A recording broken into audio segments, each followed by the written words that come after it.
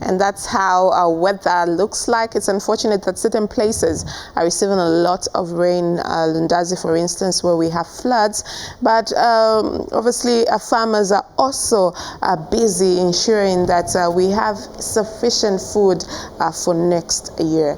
This is Morning Live, and it's time now to have a conversation with life coach Olly Moonga, who will help us discuss how to prepare for the year 2026. Good morning and welcome to Morning Live. Thank you. Good morning. How are you today? I'm good, thank you. Awesome.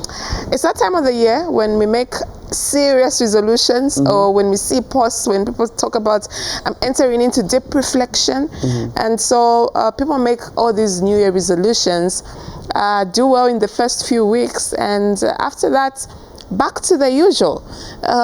So the spirit is willing, but we're failing to change. Any reasons for this? Well, I think the biggest reason is that people try to focus more on the outcomes as opposed to the identity and the value that they would like to build from themselves. And that's why New Year resolutions, many of them at least, they do fail. And you've said something very funny. You said they start off well, and in the few weeks after the New Year, then they are all gone. In fact, some of them end up on paper.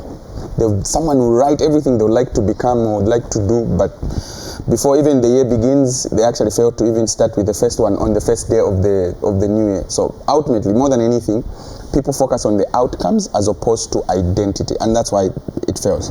Yeah. What's the difference? So the difference is this. For example, if you say, I want to lose weight, that's an outcome of something. And this something could be what you're eating. Do you drink water? Like living a healthy life will lead you to managing your weight. So instead of saying, I want to lose weight, you want to focus on living healthy. And living healthy will start from how you sleep, for example. We've been taught that if you sleep enough, sufficiently for that matter, you'll be able to manage your health. Do you drink enough water? Do you eat healthy food? Do you exercise? Do you jog? Do you walk around? Those are things that will help you to lose the weight, as opposed to just saying, I want to lose the weight. And that's why people don't lose weight, I like the practical example you've given, and so we'll stay on that. For instance, the weight loss journey. We'll see gym if you ask gym subscriptions about gym subscription, you go to the gym, you will be told that January the gyms are full. And so people actually start something. So is it lack of motivation to continue? Actually, they actually do have motivation. The problem is lack of structure. So when you have high motivation and low structure, you can't create a consistent habit.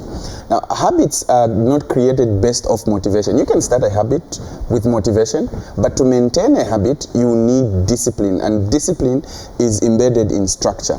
For example, you can be motivated to wake up tomorrow morning and do 30 minutes exercise. But then Tuesday, Wednesday, Thursday might be a different day, and you will not need motivation anymore. You need the structure and the discipline to do it, even if you don't feel like it. So motivation is good to start with, but you need structure to be able to build a resolution that will stick. Do you think that, let's start by the fact I've read several times that to build a habit, it takes about 21 days. Is that true? Potato. You can't really say, oh, of course some studies have said it's true. But look, there's some people after 21 days, they still elapse. And this is because of lack of structure. So other than just the 21 days, look at it in terms of, is this the life that I would want to live, as opposed to, for 21 days, if I can do this, then the habit would have stuck. No, look at it as a lifestyle. And that's why for me, I don't look at it as you can create a habit in 21 days. It's a good place to start from, but more than anything, you can still do something for 21 days, do it so well actually. And then the 23rd day, you're back to the old you. So look at it as the structure that you're trying to build, the identity, the kind of a person that you are becoming, as opposed to the results that you're getting. That is where the power is. For somebody that's really trying so hard or has made these resolutions, what do you recommend? Coaching? Should they read more to build these structures? How do you get to the structures? Other than reading, be realistic. For example, if you are 120 kgs in 2025 today, it is very unrealistic for you to say, I want to lose 30 kgs by first quarter. That is extremely unrealistic. So you want to start from be realistic. What do you do on a day-to-day, for example? What do you do when you wake up? Do some sort of like an audit for yourself.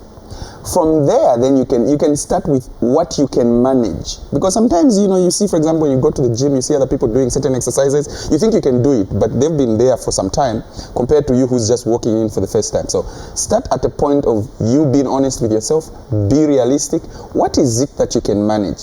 Then put that into a structure and either have some people that can keep you accountable. If you are married, have your wife keep you accountable, your husband.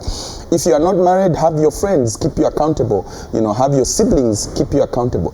And that way, it helps you to develop, other than just getting the results, it helps you to develop a structure that will give you a lifestyle that you actually want. Yeah. I like the fact that you bring in accountability and how to keep track. Other than that, how can people keep track on their goals to ensure that other than people checking on you, how do you check on yourself to ensure that you stay on track, and on times that you fail, you still get back? Write them down. Sometimes we make these mental goals, like I know this is what I want to do next year, but oftentimes with the busyness of the day, the business of the year, you forget really what you said you're going to do. But if you write it down, you can easily go to what you wrote and then make reference to that. So number one, you write it down. Number two, put it in a place where you can easily see it. When you walk into the house, there's some houses when if you go to people that really are practical and are structured in how they do things, you find that when they walk into the house, the first thing they see is maybe either their vision board, and on that vision board they have things that they would want to cultivate and become in that particular year. And as a result, it constantly reminds you of the things that you want to become, which you have not yet become. So write it down and put it somewhere where it is visible for you to see as a constant reminder. Yeah. For somebody who doesn't know where to start from, for instance, you just know that I need to change. My life is messy, but I need to change. Where do they start from? Are there certain areas of life that you recommend that one starts from? Funny enough, yes. The best really area of life to start from is how you sleep and wake up. At least on average, everyone goes to sleep and they wake up, at least on average. Sleep is so important? Extremely important, but also how you wake up. So what do you do when you wake up? Get because my you phone. Definitely wake up by God's grace, you wake up. But what do you do immediately you wake up? That's the point to start from, because that has a way of setting the day. For example, if you get the phone the moment you wake up, maybe, for example, on one day you see something that will be inspiring. On the second day, maybe you might see something that is worrying. So as a result, your day is not properly aligned. So if you wake up and you touch your phone, maybe you want to intentionally put videos in your phone that you watch that set your mind straight. So it's still okay to wake up and then get your phone. So instead of getting your phone and scroll on social media, you get your phone and go to that clip that tells you in terms of maybe how to set your day right. It's a good place to start from. How you sleep. Make a time. Don't sleep any time. Sleep at a particular time. That way it helps your body to have a routine that it can follow. There are people that today they'll sleep at 22, tomorrow they'll sleep at 01, and they wonder why they go to the office and they're tired. They just feel like, I feel like there's someone sitting on me, I just feel heavy. It's because you don't have a pattern that you can follow. So sleeping and waking up, those are things that on average all of us do. And gracefully enough, when we wake up, that's an advantage that we do have, and we can start from there. Set a time to sleep and set a time to wake up, and set a time what to do immediately you wake up. That's a good place to start from. Yeah. Okay, nice one. Yeah. As we come to the close, what is it that you'd like the viewers to understand and to know as we get into 2026 that is important for them, that will help them progress in 2026? So here's something that is very profound. So whether the watermelon falls on the knife or the knife falls on the watermelon still gets hurt. In context, whether we decide to make goals, to make resolutions, or we don't, the year is still coming. Whether we will be there or we will not be there, the year will still be coming. So the only thing we can do is to be able to be intentional, write something that you want to achieve, be realistic, don't look at the results, look at what you are becoming. Then if you have accountability partners, have someone that can check up on you maybe every quarter. How far are we doing on this element? When you write your goals or your resolutions, put them in an area where you can easily see them as a constant reminder whether you are achieving those things or not.